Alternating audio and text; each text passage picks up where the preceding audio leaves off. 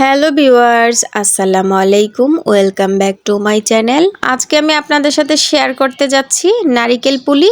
এই পিঠার ভিতরে নারকেল দেওয়া হয়, যার জন্য এটার নাম হলো নারিকেল পুলি পিঠা। এই পিঠাটা দেখতে যেমন সুন্দর, খেতে কিন্তু ভীষণ মজার হয়, অনেক বেশি মচমচা ক্রিস্পি হয়। পিঠা বানানো থেকে শুরু করে ডিজাইন করা সবকিছুই থাকছে আজকের ভিডিওতে।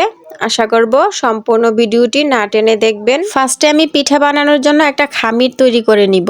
চুলায় একটা পাতিল বসিয়েছি, এর মধ্যে 1 কাপ পরিমাণের পানি দিয়েছি। এখন দিয়ে দিয়েছি হাফ টেবিল চামচের মতো লবণ। পানিটা যখন ফুটে আসবে এর মধ্যে দিয়ে দিব 1 কাপ পরিমাণের মতো আটা। আটাটা দেওয়ার পর চুলাটা বন্ধ করে দিতে হবে। তারপর অনবরত নেড়েচেড়ে এটাকে মিশিয়ে নিতে হবে। এখন আমি হাত দিয়ে মথে সুন্দর স্মুথ একটা ডো তৈরি করে নিব।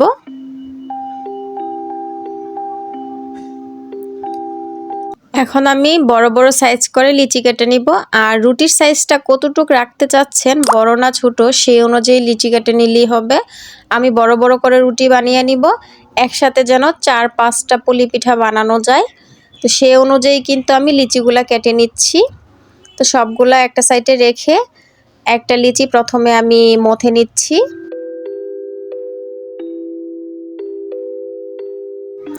তারপর উপরে একটু আটার গুঁড়ি ছিটিয়ে দিচ্ছি, দিয়ে এখন আমি রুটি বেলে নিব।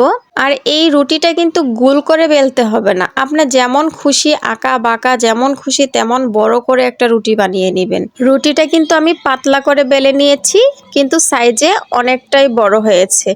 দেখা যাক একটা রুটি দিয়ে কয়টা পুলি পিঠা বানানো যায়। পুলি পিঠাগুলা যেন গোল হয়, তার জন্য আমি এরকম একটা ফ্লাক্সের মুখা নিয়ে নিয়েছি। আপনারা চাইলে গ্লাস দিয়ে, বাটি দিয়ে, যে কোনো কিছু দিয়ে রুটিগুলা গোল করতে পারেন।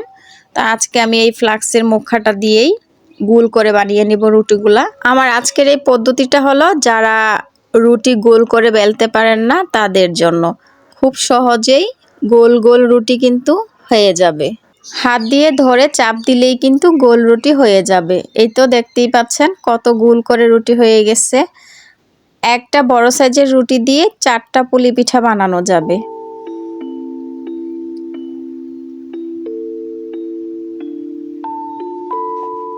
পুলি পিঠার ভিতরে নারিকেলের যে পুরটা দেওয়া হয় সেটা আমি আগে থেকে রেডি করে রেখেছি। ভিডিওটা অনেক বেশি লং হবে, তাই সেই ভিডিওটা আমি আপনাদেরকে দেখাচ্ছি না। এই নারিকেলের পুরটা হয়তো কম বেশি সকলেই তৈরি করতে পারেন। নারিকেল আর চিনি একসাথে করে জাল করে নিলেই কিন্তু হয়ে গেল নারকেলের পুর। এই পুরটা দিয়ে আমি সবগুলা নারকেল পুলি পিঠা বানাবো। প্রথমে একটা গোল রুটি নিয়ে নিলাম, এর মধ্যে দিয়ে দিব নারিকেলের পুর। পুর কিন্তু পিঠার ভিতরে আপনারা স্বাদ অনুযায়ী দিতে পারেন, আপনাদের কমিয়ে বাড়িয়ে। তবে নারিকেলের পুরটা একটু বেশি হলেই পিঠাটা খেতে ভালো হয়। তো আমার পিঠাটার মধ্যে যতটুক পুর প্রয়োজন সেই অনুযায়ী আমি দিয়ে দিয়েছি। দিয়ে এখন একটা সাইড ধরে এইভাবে করে মুড়িয়ে দিব। তারপর আঙ্গুল দিয়ে চেপে চেপে দিব। এভাবে করে চেপে নিলে কিন্তু ভিতরের যে পুরটা সেটা ভাজার সময় আর বেরিয়ে আসে না। পিঠার সাইডগুলো ডিজাইন করার জন্য একটা কাঁটা চামচ নিয়ে নিলাম।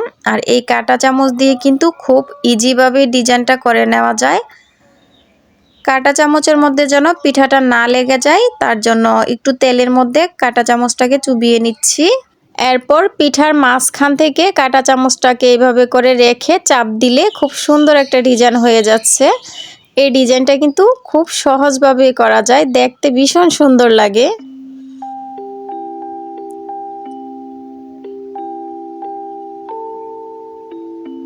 এই যে দেখতেই পাচ্ছেন কত সুন্দর একটা ডিজাইন হয়ে গেছে।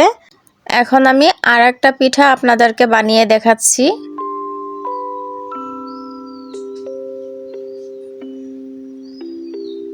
সেমভাবে আমি সব কয়টা পিঠা বানিয়ে নিয়েছি। আর আমার এখানে 1 কাপ আটা দিয়ে কতগুলা পিঠা হয়েছে দেখতেই পাচ্ছেন। পিঠাগুলো বেশ সুন্দর হয়েছে বানানোটা। এখন এগুলাকে আমি তেলের মধ্যে ভেজে নিব। চুলায় একটা কড়াইয়ে বসিয়ে দিয়েছি, আর এখানে পর্যাপ্ত পরিমাণের সয়াবিন তেল দিয়ে দিলাম। একদম ডুবো তেলের মধ্যে পিঠাগুলা ভাজতে হবে। চুলার আঁচ একেবারে লোতে রাখতে হবে, নয়তোবা পিঠাগুলা পুড়ে যাবে, মানে উপর দিয়ে কালার চলে আসবে, ভিতর দিয়ে হবে না।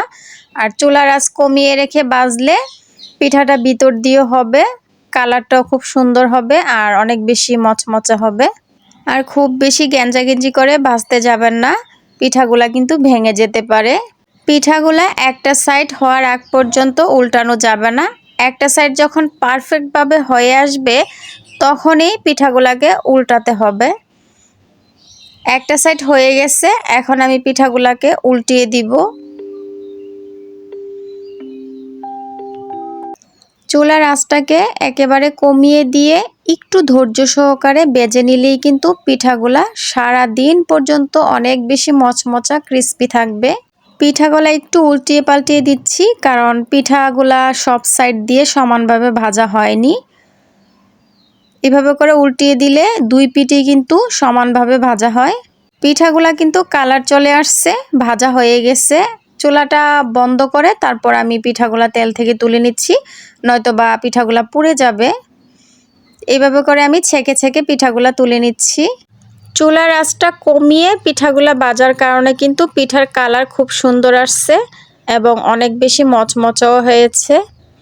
আর এই পিঠাগুলা খেতে যে কি পরিমাণ মজার হয়েছে বলে বোঝানো যাবে না।